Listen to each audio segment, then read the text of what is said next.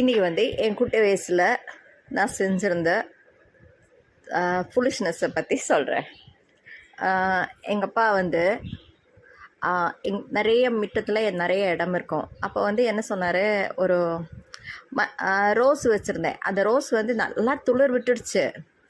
எங்கள் அப்பா என்ன சொன்னார், துளிர் விட்டால் பத்தாது, கீழே வேர் பிடிச்சிருக்கான்னு பார்க்கணும் அப்படின்னாரு. அப்போ நான் கேட்குறேன், வேறு நம்ம பிழுங்குந்து எடுத்துருந்தானாக்கா அதுக்கு வளருமா அப்பா மறுபடியும் கேட்டபோது எங்கள் அப்பா சொன்னார், வளரும், நீ பிடுங்கி பாரு அப்படின்னாரு.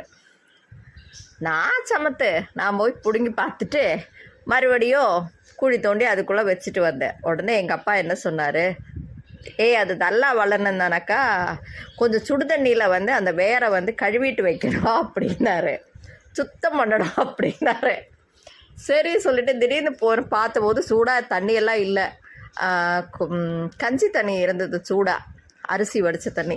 அதில் எடுத்து வச்சு நல்லா கழுவிட்டு திருப்பி கொண்டு வந்து வச்சேன்னா, எங்கள் அப்பா பெத்தா இந்த மாதிரி புத்திசாலியான குழந்தைய பெற்றுக்கணும், இல்லைன்னா எவனுமே குழந்தைய பெற்றுக்கக்கூடாதுன்னு சொன்னாரா. இன்னைக்கு வரைக்கும் அது ஒரு மறக்க முடியாத நிகழ்ச்சி. பிடிச்சிருந்தா லைக் பண்ணுங்கள்.